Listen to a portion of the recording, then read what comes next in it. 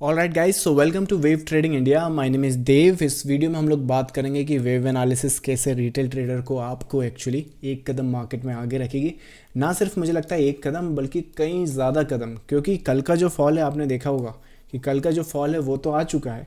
Majority of traders हमेशा की तरह यहाँ पर मिस आउट करें, लेकिन मैं आपको बता दूं कि अगर वेव एनालिसिस अगर आप जानते हो तो ये जो स्ट्रक्चर है उसको हमने इसी चैनल पर एक दिन पहले हमने यहाँ पर डिस्कस किया। ये जो फॉल है वो आया है 28 तारीख को, तो 27 तारीख का जो फॉल एक अपडेट है एन निफ्टी 27 फेब ये वाला होगा। सो ये पब्लिकली मैंने आपको अपडेट करा है यहाँ पर। सो यहाँ पर देख सकते हो ये है अपना डेट और टाइम आपको यहाँ पर मिल जाएगा। 27 फरवरी का स्नैपशॉट है। मार्केट जो है वो यहाँ पर चल रहा है। तो एक तरफ तो आपके पास ऐसी इन्फॉर्मेशन है कि देखो ये स्ट्रक्चर है, ये रेजिस्टेंस है, इसने अगर मोमेंटम बाई साइड का नहीं आता है तो 250 यहाँ पर रेजिस्टेंस होगा। और यहाँ पर देखो मार्केट यहाँ पर है, तो उसमें क्या इन्फॉर्मेशन देख सकते हो कि एक वेव ऊपर, पर वो ब्रेकआउट का बाई सेटअप नहीं है क्योंकि नीचे आ जाएगा। और जब ये मार्केट यहाँ पर आ जाएगा तो मैं आपको बताता हूँ प्रीमियम ग्रुप में हमने क्या अपडेट करा। तो ये तो 27 तारीख को मैंने आप लोगों को अपडेट करा। निफ्टी 28 फेब को अगर देखें तो ये अपना प्रीमियम ग्रुप का अपडेट है, जिसमें देख सकते हो मार्केट यहाँ पर ट्रेड कर रहा है। और यहाँ पर ट्रेड होने के बाद मार्केट हमें इतना बता सकता है, फिर स्ट्रक्चर्स को रीड करके हम लोग ऐसे एंटिसिपेट कर सकते हैं कि एक अप एक डाउन और उसके बाद फॉल। सो इस तरह से मार्केट फॉल कर सकता है। और इसके पीछे का जो रीज़न एंड लॉजिक है वो आई थिंक पब्लिकली भी मैंने आपके सामने यहाँ पर डिस्कस किया। प्रीमियम ग्रुप में तो हम लोग 26 से 27 तारीख के आसपास से डिस्कस कर ही रहे हैं। तो एक तरफ तो आपके पास ऐसा एनालिसिस है, ऐसा एंटिसिपेशन है, और एक तरफ ये है कि आपके पास या तो ये आर्टिकल्स हो गए, जैसे कि 28 फरवरी को जब मार्केट ऑलरेडी फॉल कर चुका है 3 बजे के आसपास। अब ये आपको बताएंगे कि 5 ऐसे रीज़न जिसकी वजह से मार्केट गिरा है। ऐसे बहुत सारे आपने यूट्यूब पर वीडियोस भी देखे होंगे शाम को, जो आपको बताते होंगे कि आज के मार्केट के गिरने का कारण ये है।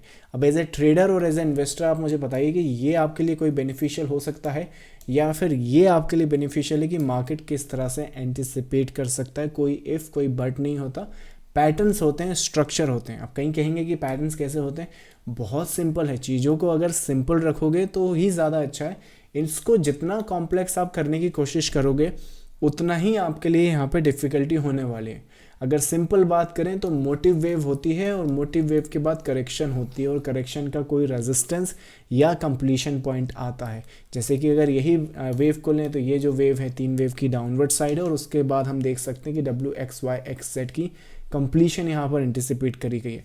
इसका जो कंप्लीशन पॉइंट है या रेजिस्टेंस पॉइंट है वो ऑलरेडी मैंने आपको इस वीडियो में एक्सप्लेन करा। आई थिंक 250 के आसपास था, और अगर 250 रेजिस्टेंस वायलेट नहीं होता है तो मार्केट अगर यहाँ पे आ गया तो सरप्राइज नहीं होना है, क्योंकि स्ट्रक्चर उसे अलाउ करता है। अब ये रिटेल ट्रेडर की बदकिस्मती है कि वो इसे समझता नहीं है, इसी वजह से कई बार वो रैंडमली या तो मुंह में ट्रैप हो जाता है, या फिर यहाँ पर ये जो अपसाइड देख रहे हो इसे ही वो ब्रेकआउट समझने लगता है कि चलो अब तो मार्केट ब्रेकआउट हुआ। 250 वहाँ पर रेजिस्टेंस रहेगा। सो वेव एनालिसिस पर अगर फोकस करेंगे तो आई डोंट थिंक कि मार्केट में, जैसे कि कई बार आपने सपोर्ट रेजिस्टेंस देखा होगा, मूविंग एवरेज देखा होगा, जैसे कि ये रेजिस्टेंस तो नहीं चला, ये रेजिस्टेंस भी नहीं चला, लेकिन यहाँ कौन सा रेजिस्टेंस है जो चल गया। फिर आप कहोगे ये था, ये था, ये था, या कंक्लूजन इंक्लूसिव, या फिर बहुत सारे रेजिस्टेंस का वहाँ पर क्लस्टर था। तो ऐसे तो फिर आप जस्टिफाई करोगे। सेम आपका मूविंग एवरेज आएगा, यहाँ क्रॉसओवर बनेगा नहीं चलेगा, यहाँ क्रॉसओवर बनेगा नहीं चलेगा, चाहे वो बाई का हो या सेल का हो, लेकिन यहाँ सेल का क्रॉसओवर चल जाएगा। तो आप इन 3 को अवॉइड करोगे और फिर कहोगे कि ऐसा मार्केट में होता है। लेकिन वेव एनालिसिस में पहला कैंडल से लेके आखिरी कैंडल तक, ये यहाँ से गिरा तो किस पैटर्न से गिरेगा, यहाँ से ये जो ऊपर जाएगा तो क्यों जाएगा, किस पैटर्न के बेसिस पे जाएगा। As a matter of fact आज का भी ये जो मार्केट है गिर के यहाँ से भाग गया है। ये लेवल्स आज ही प्रीमियम ग्रुप में डिस्कस करें जब मार्केट लगभग यहाँ कहीं पर ट्रेड कर रहा था। तो पैटर्न्स और स्ट्रक्चर्स क्लियर होते हैं।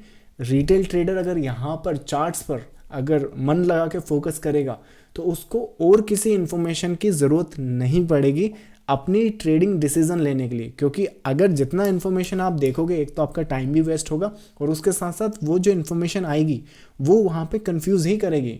और मेजॉरिटी ऑफ जो कंफ्यूजन इन्फॉर्मेशन होती है वो यहाँ आती है। ना ट्रेडर को पता है कि बाई करना है या सेल करना है, या फिर ना ट्रेडर्स को पता है कि मार्केट का स्ट्रक्चर कैसा है, कि या फिर लेट्स से कि ये जो इन्फॉर्मेशन आई है उसका रिएक्शन मार्केट कैसे करेगा।